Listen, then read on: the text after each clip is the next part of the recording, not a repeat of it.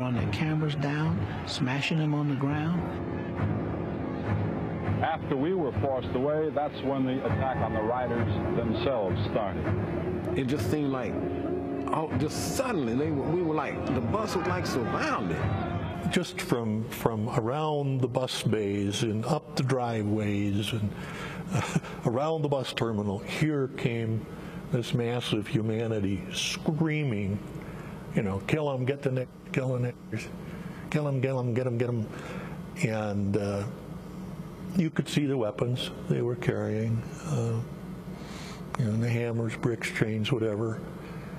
And you knew that there was going to be violence. And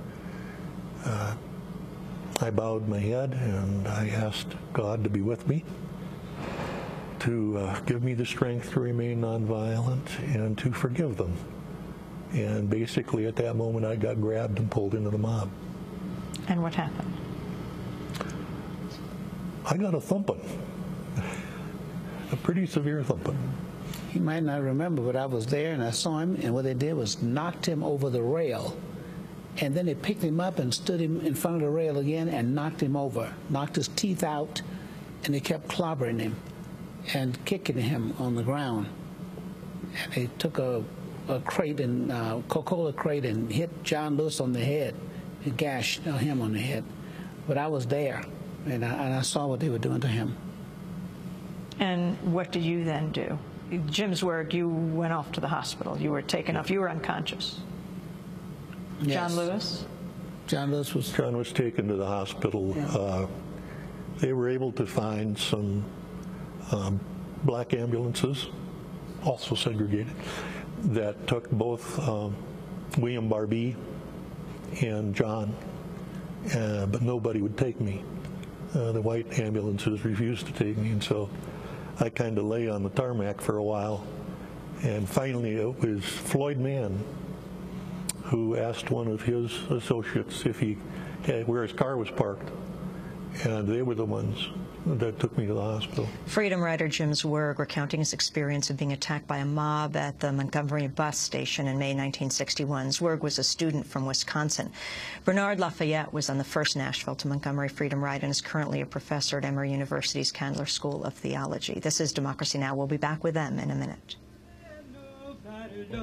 Turn me round, turn me round, turn me round, ain't gonna let nobody, Lordy, turn me round, keep on a-walking, yeah, keep on a-talking, Lordy, marching up the freedom land. Ain't gonna let segregation, Lordy, turn me round, turn me round, turn me round, ain't gonna let segregation, Lordy, turn me round, keep on a-walking, yeah, keep on a-talking, yeah, marching up to freedom land. Ain't gonna let no jailhouse, Lordy, turn me round, turn me round, turn me round, ain't gonna let no jailhouse. This is Democracy Now!, democracynow.org, the War and Peace Report. I'm Amy Goodman. As we continue with the Freedom Riders, the Right Reverend Bernard Lafayette and Jim Zwerg, I want to play a powerful clip from Stanley Nelson's documentary Freedom Riders. This is about civil rights activist Diane Nash from Nashville, Tennessee. It begins with John Siegenthaler, who was the assistant to then Attorney General Robert Kennedy. During the Freedom Rides, he had been sent to the South as the Kennedy administration's chief negotiator with Alabama Governor John Patterson. My phone, the hotel room rings, and it's the Attorney General. And he opens the conversation. Who the hell is Diane Nash? Call her and let her know what is waiting for the Freedom Riders. So I called her. I said, I understand that there are more Freedom Riders coming down from Nashville. You must stop them if you can. Her response was, they're not going to turn back. They're on their way to Birmingham, and they'll be there shortly. You know that spiritual, like a tree standing by the water, I will not be moved. She would not be moved. And I felt my voice go up another decibel and another, and soon I was shouting, young woman, do you understand what you're doing? You're going to get somebody, do you understand you're going to get somebody killed? And there's a pause,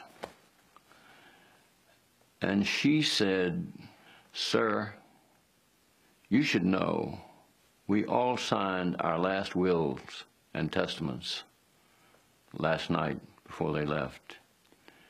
We know someone will be killed." That was John Siegenthaler talking about freedom rider Diane Nash in that excerpt from Freedom Riders. We go back now to my conversation with the Freedom Riders, Jim Zwerg, and now the Dr. Reverend Bernard Lafayette, who were also, like Diane Nash, student activists in Nashville, Tennessee in 1961. In the film Freedom Riders, it points out that Jimmy Hoffa, the Union chief, said no bus drivers, Greyhound or Trailways, was it, are going to ride these buses. They're not going to drive them. I guess it was a union issue, but they knew it was very dangerous. When someone would burn the bus like they did in Anniston, Alabama, it was not safe for whites or blacks, even whites who were not involved in the freedom rides, but just passengers. This mob that had no regard for anyone, and they just followed these buses, and they attacked them. They were very, indiscriminate. But a driver did step forward to drive you. Yes, on the condition that his supervisor would ride with him. Jim Zwerg, did you think President Kennedy, Attorney General Bobby Kennedy, were on your side? At the time, I've got to say, I don't think it was really a major issue that we were contemplating. We were so concerned that we felt the ride continue, that nonviolence had to show that it could overcome whatever violence you threw at it, that we would ultimately prevail, that it wasn't, for me anyway, a politically motivated thing one way or the other. It was... The marshals were eventually brought in. Yes. And where were they in this journey? Bernard Lafayette. Well, they came when the mob surrounded us at the church. The federal marshals came in. When Dr. King was inside. Yes. And the other leaders. Exactly. This mob would not go away. They threw bricks and broke stained glass windows in the church. How many outside? About 3,000. How many of the people were inside, the civil rights activists? Probably about 1,500. Dr. King was on the phone with Attorney General Bobby Kennedy? Yes, he was, and Diane Nash as well. Diane Nash, the civil rights leader as well. Right, she was our youth leader for our students and that kind of thing. And Martin Luther King represented the adult organizations as well. And James Farmer, who was there with CORE, he had returned. His father had been funeralized, and he had returned to the Freedom Rides by then. And so far as the Kennedys were concerned, they wanted to get this thing over with.